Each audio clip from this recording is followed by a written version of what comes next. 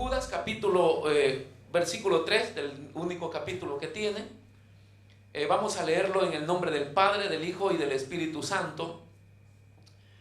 Dijo el apóstol Judas: amados, por la gran solicitud que tenía de escribiros acerca de nuestra común salvación, me ha sido necesario escribiros exhortándoos que contendáis ardientemente por la fe que ha sido una vez dada a los santos, porque algunos hombres han entrado encubiertamente, los que desde antes habían sido destinados para esta condenación, hombres impíos que convierten en libertinaje la gracia de nuestro Dios y niegan a Dios, el único soberano, y a nuestro Señor Jesucristo. Gloria a Dios. Oramos al Señor. Padre, te damos gracia en el nombre poderoso de Jesús.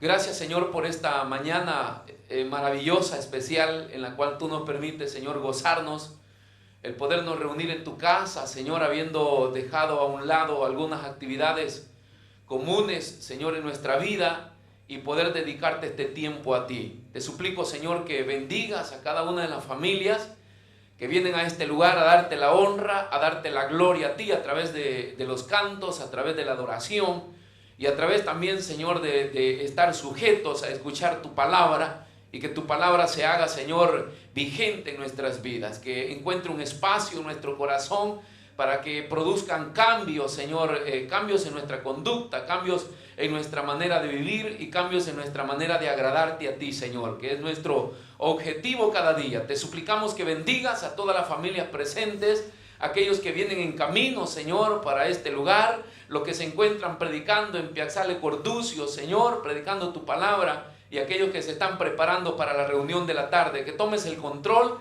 en el nombre poderoso de Jesús, y especialmente, Señor, en esta mañana, que tú nos puedas ministrar con tu palabra y que podamos salir bendecidos de este lugar con deseo de aplicar esa palabra a nuestra vida, para que podamos ser sanados, para que podamos ser liberados, para que podamos caminar en victoria cada día, Señor, como tu iglesia, como tus hijos, como tu cuerpo, Señor, del cual tú has depositado, Señor, de lo alto todo el poder y toda la autoridad, para que implantemos tu reino en esta tierra, en el nombre poderoso de Jesús. Háblanos esta mañana a nuestro espíritu, a nuestro corazón, y que se haga tu voluntad, Señor. Queremos estar sujetos a tu palabra en el nombre poderoso de Jesús. Gracias, gracias, Jesús. Amén, Señor, y amén. Gloria a Dios. Puede sentarse, hermano, esta preciosa mañana, y de verdad es muy temprano para que se vaya a estar durmiendo. Recién se despertó, porque hay hermanos que recién se despiertan y luego están durmiendo de nuevo. Es tiempo de gozarnos en la presencia de Dios. Yo creo que cada día es bueno aplicar lo que el salmista David dijo: este es el día que tú formaste, y me alegraré y me gozaré en él. Este es el día que Dios ha formado para nosotros, y tenemos que gozarnos y alegrarnos en este día, y no perdernos, hermanos, ni lo mínimo de lo que Dios quiere hacer este precioso día. Estaba estudiando esta meditación, porque podemos llamarle el apóstol Santiago. Si usted regresa unos libritos atrás, en su capítulo 1, versículo 26, de Santiago, vea lo que encontramos, y dice: si alguno se cree religioso entre vosotros y no refrena su lengua, sino que engaña su corazón, dice, la religión del tal es vana. La religión pura y sin mácula delante de Dios el Padre, es esta: visitar a los huérfanos y a las viudas en sus tribulaciones, y guardarse sin mancha del mundo. Esta carta nos habla de lo que vamos a estar hablando hoy.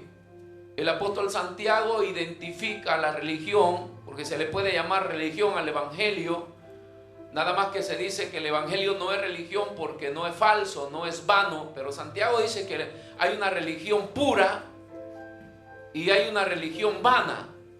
O sea, el evangelio es parte de las religiones, pero el evangelio es puro. O sea, es genuino, es veraz, es inconfundible.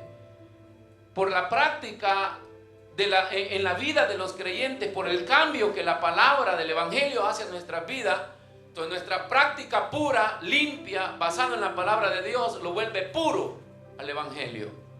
Pero cuando apreciamos el evangelio y nuestra manera de vivir es una manera equivocada, no apegada a la palabra de Dios, entonces la religión se vuelve vana, o el evangelio se vuelve vano en la vida de los creyentes. Dios lo dijo en el tiempo antiguo: si se humillare mi pueblo, en el cual mi nombre es invocado, o sea, mi pueblo que confiesa mi nombre, mi pueblo que me busca, mi pueblo que me clama, y mi pueblo que aparentemente cree tener una fe genuina y que yo estoy del lado de ellos, pero en la vida práctica demuestran otra cosa, entonces yo no estoy. Pero si se humillare mi pueblo, en el cual mi nombre es invocado, yo iré desde los cielos. O sea, la humillación tiene que ver con arrepentimiento y cambio. O sea, los cambios de actitud en la vida de la persona tienen que venir por apegarse a los mandamientos de Dios, a lo que Dios ha establecido para nuestras vidas. Entonces, en la carta de Judas encontramos que Judas estaba preocupado, y él está diciendo en este versículo, dice: amado, por la gran solicitud, o sea, la gran necesidad que tengo de escribirles, porque había un motivo. La fe de la iglesia estaba en peligro, y cuando la fe de la iglesia está en peligro, hermanos, es necesario predicar de los principios de la palabra de Dios. Es necesario exhortar al pueblo a que se vuelva a lo que Dios ha establecido como fe, porque la fe la estableció Dios, no la establecieron los hombres. Entonces tomamos dos conceptos de esta necesidad de la fe. Hay una fe subjetiva y hay una fe objetiva. Muchos cristianos practican, la mayoría practican una fe subjetiva, o sea, del sujeto. En cambio, la fe de la Biblia establecida por Dios es la fe objetiva, que no se deriva de mi persona, se deriva de lo que Dios ha establecido en su palabra. Entonces, cuando los creyentes practicamos un evangelio subjetivo, una fe que el apóstol está diciendo, tenemos escribiros acerca de nuestra común salvación. Cuando habla de la común salvación, está hablando de que la salvación es una sola y es dada por uno solo, y no se puede cambiar, no se puede negociar, no se puede apegar a otra cosa que no sea la establecida por el evangelio, y creer que yo tengo una salvación y que tengo una fe cuando no soy practicante de la escritura en la cual se basa la fe. Por eso es que la fe es objetiva, el objeto pensante. O sea, mi fe en la cual yo tengo se deriva de alguien, tiene una base, y es la Biblia.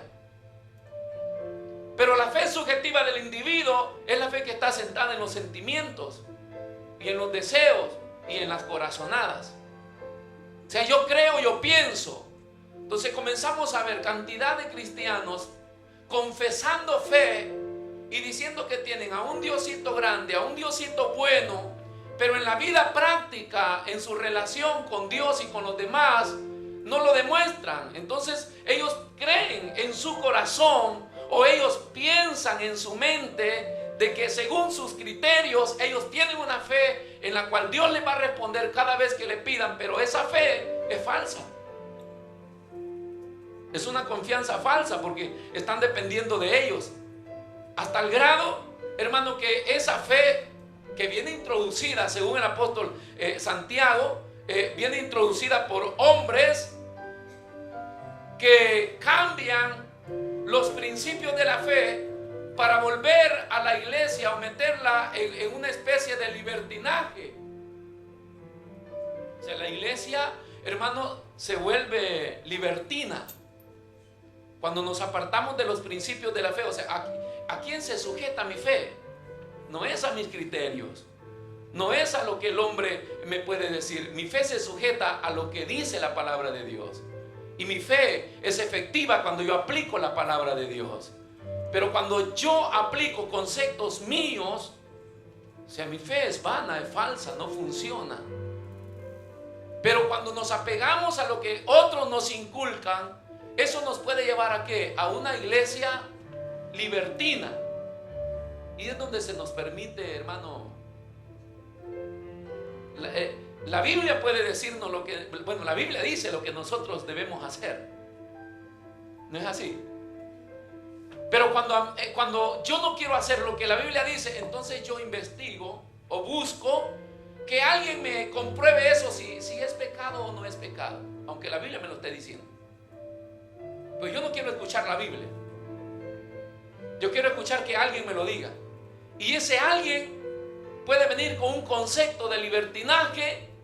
Ese alguien puede ser una persona que está poniendo opción en la fe y que no es para tanto, y que el cambio no es importante, y que no lo tomes tan en serio.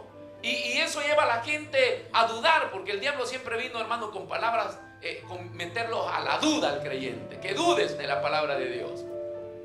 Y entonces el cristiano comienza a ceder y automáticamente se mete en una práctica del evangelio con un pie adentro y con el otro pie afuera. Y se le vuelve tan común la vida que ya no hace distinción entre lo bueno ni lo malo.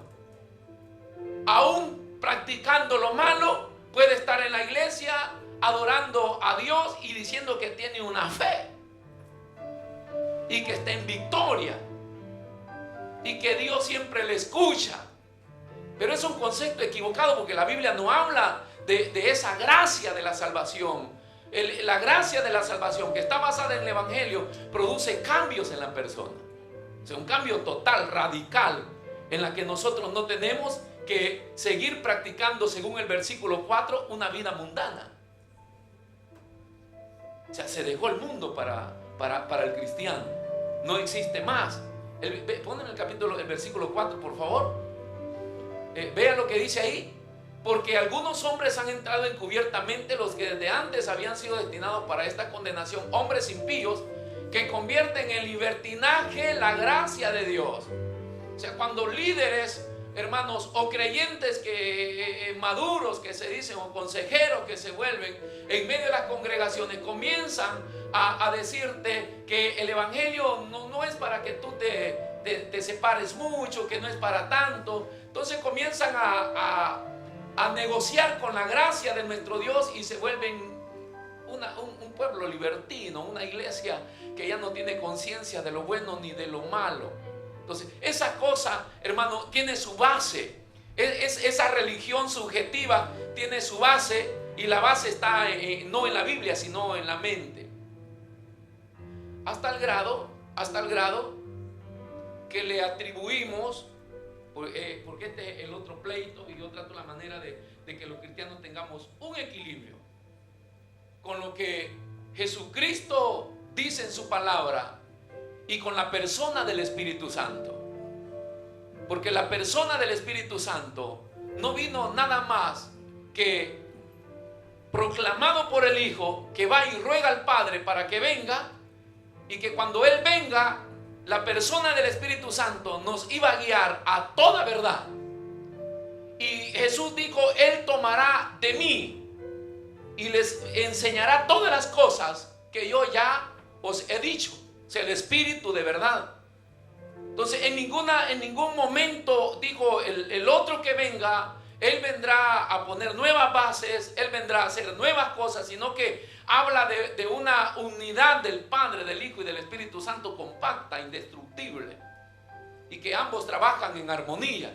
Entonces, cuando la persona, hermano, practica una religión vana, comienzan a atribuirle, por no quererse apegar a la base de la fe, que es la palabra de Dios, comienzan a atribuirles a la persona del Espíritu Santo algunas obras o algunas experiencias.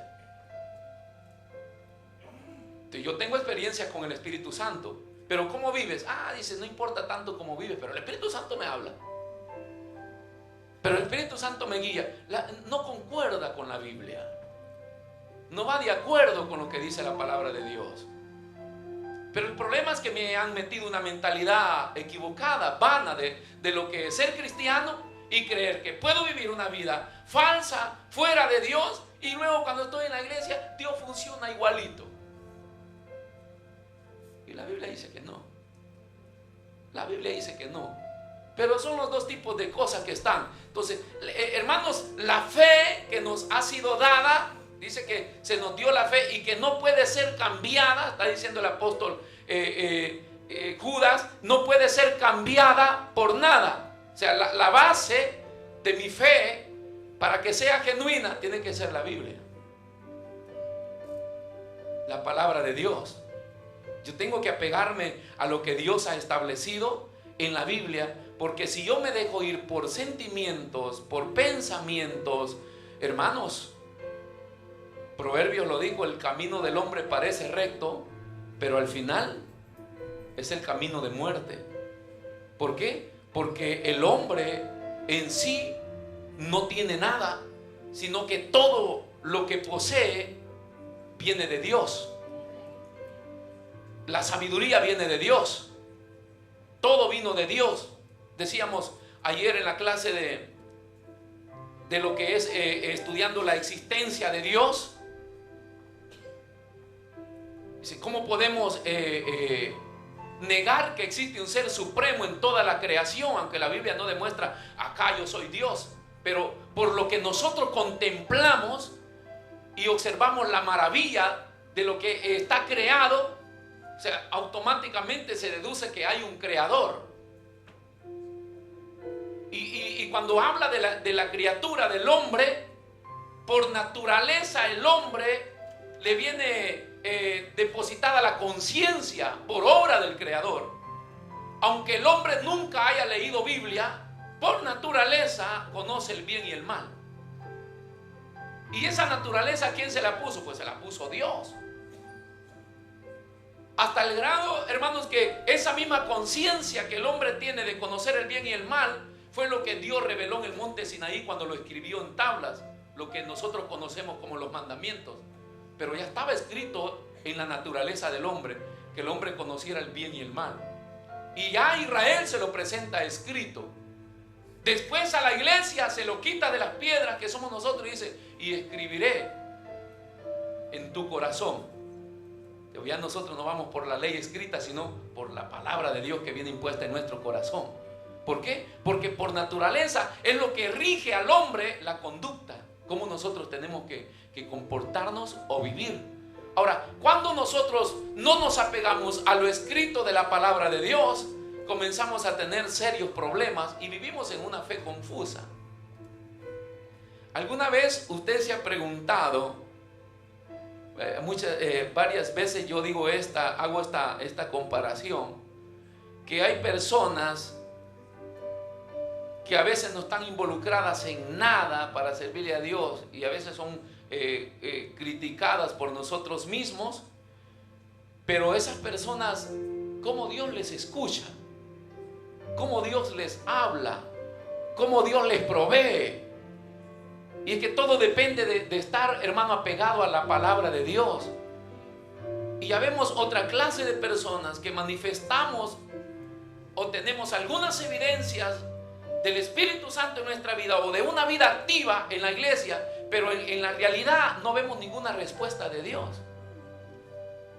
Porque necesitamos apegarnos a la palabra de Dios. No podemos dejarnos ir por pensamientos ni sentimientos, sino que mi fe genuina tiene que estar apegada a lo que Dios dice. Por eso es objetiva. O sea, yo quiero que Dios responda cuando yo clamo.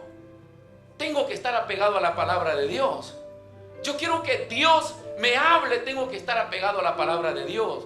Yo quiero que Dios me respalde siempre que yo hago algo. Tengo que buscar mi fe en lo que la palabra de Dios dice. Tengo que ser un cristiano obediente a la palabra de Dios, no a nada más. Yo he escuchado conceptos que a veces dicen, si el pastor lo dijo, él no se puede equivocar, ¿eh? Los pastores tratamos la manera de no equivocarnos, pero somos humanos. Y tarde o temprano podemos lanzar algo que no estaba bien dicho. O por la intención de decir bien las cosas, las podemos decir mal. Y entonces el oyente o el cristiano tiene que estar siempre apegado a la palabra de Dios. Y esto que el pastor dijo, excelente, está en la palabra de Dios, pero acá hay una frase que él dijo que no me cuadra.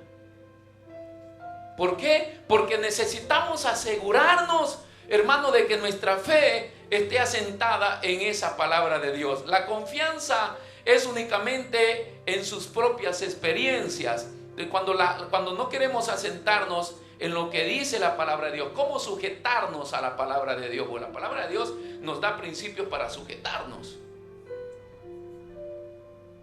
O sea, imagínense que el primer mandamiento dice: ama al Señor tu Dios con todo tu corazón. Esa es una demanda de sometimiento. ¿A quién?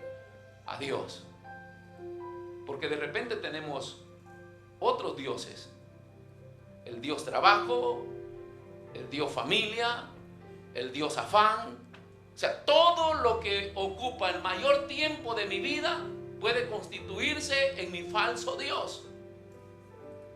Pero si Dios ocupa el mayor tiempo de mi vida, prioridad en mi vida es mi Dios verdadero. Y ese es mi Dios, al cual yo le sirvo, al cual yo busco. Por eso dice, como primer mandamiento, ama al Señor tu Dios. Y después habla de un cambio radical en la vida del cristiano. El practicante del evangelio se vuelve radical hasta el grado, hermano, de hacer la diferencia. O sea, la idea es que nosotros vayamos nadando contra la corriente por ser diferente. Y que la predicación del evangelio o la demostración de que el evangelio es poderoso y cambia a las personas, lo puedan percibir las demás personas sin que yo esté hablando. Ese es el poder del evangelio. Ese es el poder de lo que el evangelio nos dice, a lo cual nos sujetemos para que tengamos cambios. Porque la gente, cuando ve cambios, nos ve raro. Pues los cambios es que nos hacen ver raro. No es que usted haya entrado a la iglesia y haya aceptado al Señor y ande confesando que es evangélico. No, porque la gente dice: te veo igual, parece que no has cambiado. Un día voy a ir a esa iglesia para hablar con el pastor y decirle que tú no has cambiado. Porque a veces hablamos mucho pero no lo somos. Entonces el evangelio que produce cambios es el evangelio que produce efectos. Es este evangelio que nos hace renunciar a muchas cosas porque a Dios no le agrada, porque a Dios no le gustan, pero son cosas que a mí me gustan. Y es la lucha que tengo, si las puedo seguir llevando o no las puedo seguir llevando. Y cuando yo no estoy dispuesto a renunciar, entonces busco a alguien que me apruebe lo que yo quiero seguir llevando. Y aunque la Biblia diga que no tienes que llevar muchas cosas a las cuales nosotros necesitamos cambiar. Y eso es cuando entramos, hermanos, al libertinaje de lo que es la doctrina del evangelio y comenzamos a negociar con la gracia salvadora de Dios. Y hay expresiones, hermanos, que nos llevan a decir: yo estoy más seguro de mi salvación que nunca. Y a veces lo que buscamos es experiencia. Cuando no nos queremos sujetar a esas reglas que Dios ha establecido a mi vida, entonces buscamos experiencias personales. Y ahí viene la gente con muchas experiencias. Yo soy criticado como pastor porque dice: un pastor que no cree en sueños, que no cree en visiones. Eso es falso. O sea, yo creo en los sueños de Dios. A mí me ha dado muchos sueños el Señor que se han cumplido. Yo creo en que la gente reciba visiones. Yo creo en que la gente hable en lengua hasta más de la cuenta. Que la gente sea llena del Espíritu Santo. Creo en todo el mover del Espíritu Santo, de los dones del Espíritu Santo de Dios. Lo que no creo es que operen cuando la persona no se prepara para eso o no vive para eso. Entonces ahí es donde entro en duda. ¿Por qué? Porque no cuadra con la palabra. Pero de ahí creyentes que viven separados para Dios, hermanos, Dios lo va a usar grandemente.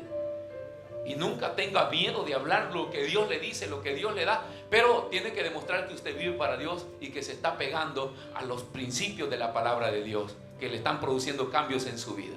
Pero no puede vivir una vida desordenada y creer que Dios le está usando. No, tengo que exhortarlo. Como dice Judas, me era necesario escribirle para exhortarles. Porque la fe de ustedes está en peligro. Están practicando una religión falsa. Se creen salvos, se creen seguros, creen que Dios está con ustedes, pero llevan una vida libertina. Y no puede haber una vida libertina, ni podemos mantener la fe salvadora en experiencias personales. Gente que le importa poco la palabra de Dios y dice, pero yo tuve una experiencia donde vi al Señor. Y dice, yo hablo con Él cara a cara. Y yo cuando me dicen esas cosas, hermano, me pongo un poco, porque y cuando estudio la Biblia encuentro hombres, pero hombres, hermano, fieles a Dios, y nunca hablaron cara a cara con Dios. El único que Dios habla de Moisés, que habla cara a cara, pero no lo ve. Pero es que yo lo sueño, pero es que Él me habla, pero el Espíritu Santo está siempre conmigo. Mire, yo lo siento, dice. Y usted puede estar aconsejando a personas que están en adulterio, en fornicación, delincuentes, malos, y ellos cuando usted les está hablando dicen, pero fíjese que Dios me habla a mí. Dice, el Espíritu Santo dice, está ahí siempre conmigo, pero no cuadra, hermano. No va. Nadie puede tener experiencias con Dios si no es determinante en tomar decisiones en su vida para dejar una corriente mundana y volverse a un camino fiel para el cual fue llamado la iglesia del Señor, camino de santidad. Y cuando la iglesia comienza a separarse y a aislarse del mundo, Dios comienza a obrar, Dios comienza a hacer cosas, Dios comienza a hablar, Dios comienza a manifestarse, porque esa es la religión pura, ese es el evangelio puro, que depende ¿de dónde? De la Biblia. No depende de mí. Yo lo siento, yo lo pienso, yo lo creo. No, Él lo dijo. Ahí está escrito. Yo lo leo, yo lo creo y Él lo hará, porque está establecido. La base de una fe genuina, hermano, es la Biblia. Es la práctica de la Biblia. Y ahí nuestra fe se vuelve genuina delante de nuestro Señor. Entonces no podemos venir, hermano, y atribuir cosas que no están, como le decía la vez pasada. Yo lo pongo siempre de ejemplo, por algunos no lo han escuchado. Pero de la hermana, pues, que se comía la comida de la otra hermana. Imaginen que hasta los problemas que llegan a los pastores, que resuelvan que la hermana no se coma la comida de la otra hermana. Yo la dejo preparada, pastor, y cuando venimos de la iglesia, ella ya se ha venido adelante y se ha comido mi comida. Si yo hablo con la hermana y le digo, ¿usted por qué se come la comida? El Espíritu Santo me dice que me la coma.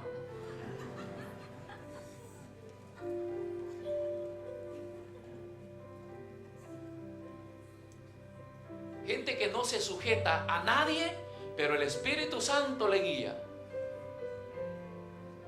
Escuchó a la gente que dice, yo no necesito pastor, mi pastor es el Espíritu Santo. Hermana, que cuando se casan, yo no me caso, mi esposo es el Señor. Le atribuyen a Dios, a Cristo, al Espíritu Santo, como ellos piensan, como ellos quieren. Nada más que Dios piensa diferente. Son cosas raras, hermano.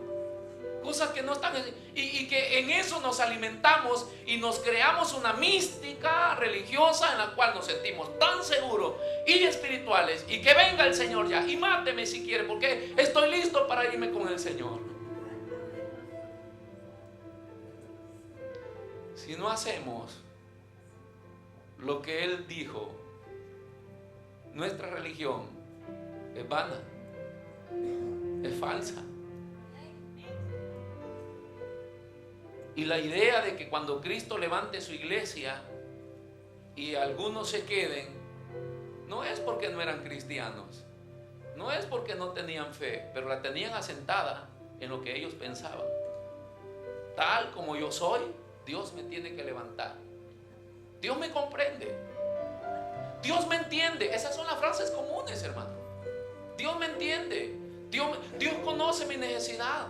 Usted da un consejo a una persona, pero hermano, no, Dios sabe mi necesidad. Por esa necesidad Dios te puede reprobar, porque si Dios sabe tu necesidad o Dios conoce tus problemas, Él también tiene la medicina pegada en la palabra de Dios, a través de las decisiones que nosotros hagamos. O sea, no podemos buscarla por nuestros propios medios, no podemos accionar como agentes libres y creer que yo tengo una fe que no está pegada a la palabra de Dios, porque la fe salvadora depende de la base de la Biblia. Y esto vas a hacer, esto vas a practicar, esto vas a vivir, y yo lo voy a probar.